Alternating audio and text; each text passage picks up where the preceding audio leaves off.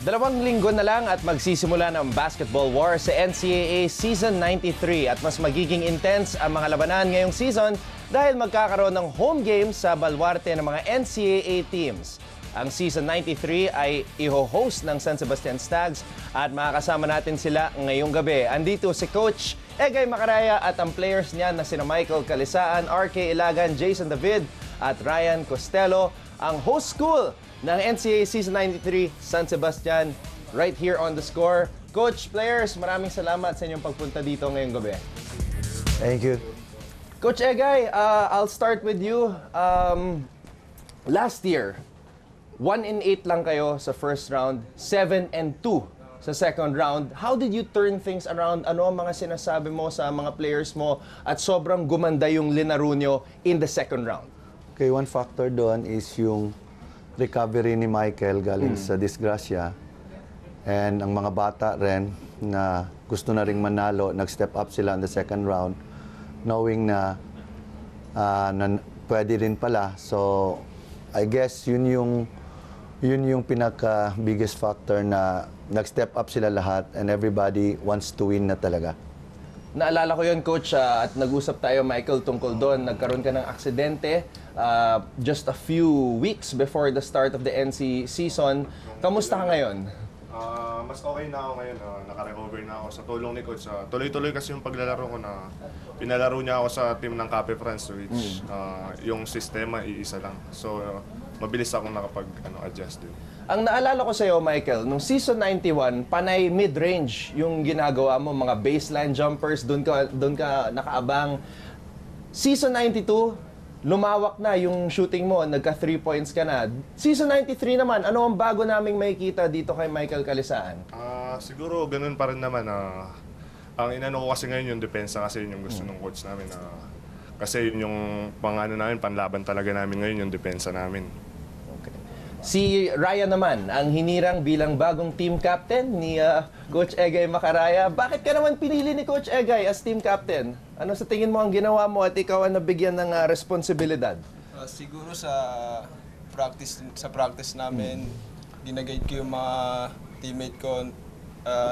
Nagiging leader ako doon. At anong expectations namin sa Baste? Last year, very scrappy kayo.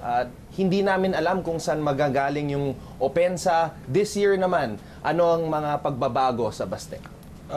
This year siguro mas gel kami kaysa last year. Mas nagkakaisa kami and naka-focus kami sa defense talaga eh.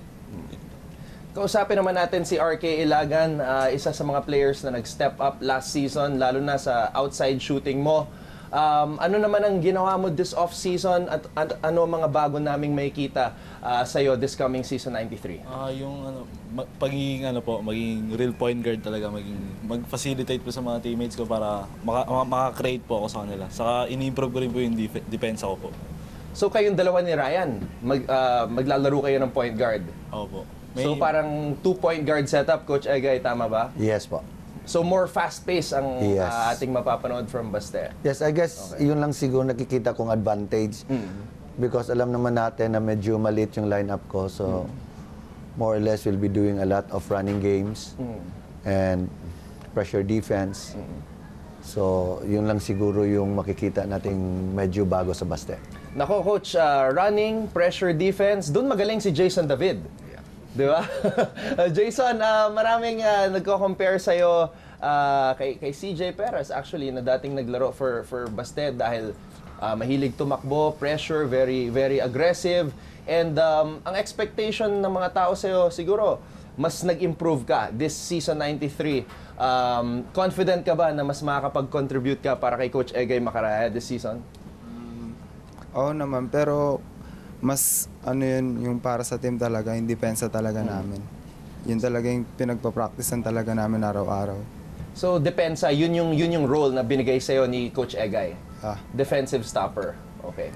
Coach Egay, ang inaabangan ng tao ngayon, one of the new things na aabangan natin dito sa Season 93 ay yung mga home and away games.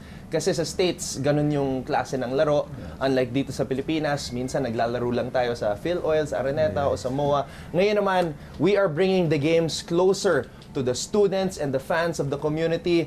At kayo, ang host school, saan ba magaganap ang mga laban tuwing kayo ay maglalaro tuwing Huwebes? Okay. As far as I know, doon kami maglalaro doon sa San Sebastian, Cavite. Okay. Sa gymnasium ng San Sebastian, Cavite. Kasi yun yung maging home court namin. And hopefully, magkiklik yon dahil maganda nga yun kasi sa mga bata na gusto rin makapanood ng NC na hindi na sila kailangan magbiyahe. So, magandang idea and hopefully maging successful. Ryan, ano sa tingin mo ang mangyayari tuwing kayo ay naglalaro sa San Sebastian, Cavite? Feeling mo ba mas gaganahan kayo kasi nga yung mga students nyo, kapwa Recoleto students will be cheering you on? Siguro mas gaganahan kami. Siyempre yung audience namin, chini-cheer kami. Yun. Mike, pag-usapan naman natin yung PhilOil. Marami kayong nakalabang fellow NC teams and UAAP teams as well. Ano yung mga nakita mo sa mga nakalaban yung fellow NC teams at sa tingin mo, nasan kayo ngayon in terms of your preparation sa NC? Siguro kailangan pa namin talaga mag-prepare kasi nakita naman namin na malakas silang lahat. Hindi sila basta-basta hindi lang sila bumibigay. Basta kailangan namin magtrabaho pa talaga.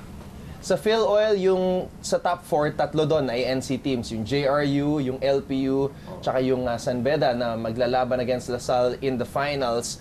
Aside from those teams, sino pa yung nakikita nyong lumakas sa NC? Ano ba? Siguro yung EYAC kasi matagal na sila magkakasama, sila Lamino. Si Lamino. Okay. RK, last year, medyo pumutok yung comparisons na Steph Curry ka daw ng Baste. Natatawa si Ryan. Ganun pa rin ba? Aside from you focusing on being more of a point guard, a distributor, yung green light to shoot the threes, shoot the outside shots, andun pa rin ba?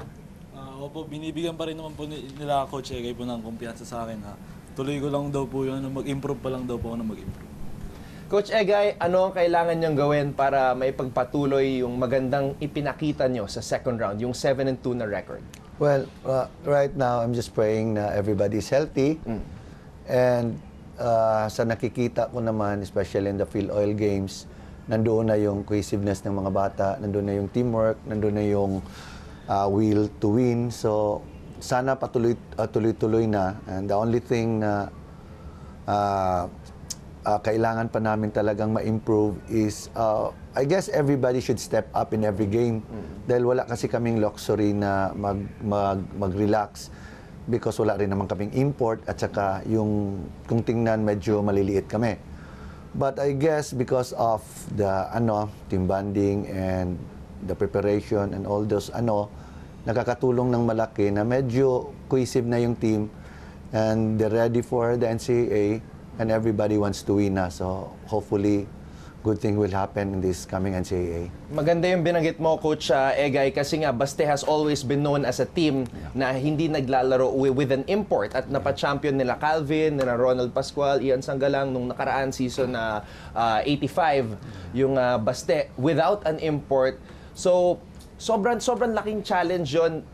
Is that added motivation na lumalaban kayo na all-Filipino? Well, malaki.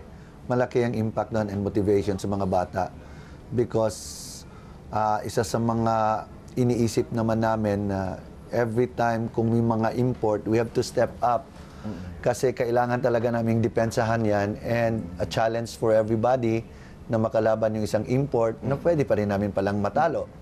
And it happens in the PhilOil na meron ding mga import. But I guess advantage pa rin ng team na may import. Kaya lang, as teamwork and team defense, medyo na pwede palang manalo din. Okay. Okay, bago tayo magtapos, Ryan, since ikaw yung team captain, kindly invite all the NCAA fans, mga fans ng Bastet na suportahan kayo at manood ng NCAA Season 93? Ini-invite ko lahat ng student ng San Sebastian na suportahan kami ngayong season. At lahat ng nanonood ng NCAA, suportahan nyo yung Baste and Season 93. Ayan po, ating mga San Sebastian College Recoletos Golden Stags and of course, ang kanilang head coach, Coach Egay Macaraya. Coach, players, maraming salamat. Kita-kita tayo sa NCAA Season 93. Thank you. Thank you, Andan. Hi guys, keep watching The Score for the latest sports updates and don't forget to subscribe to the ABS-CBN Sports in Action YouTube channel.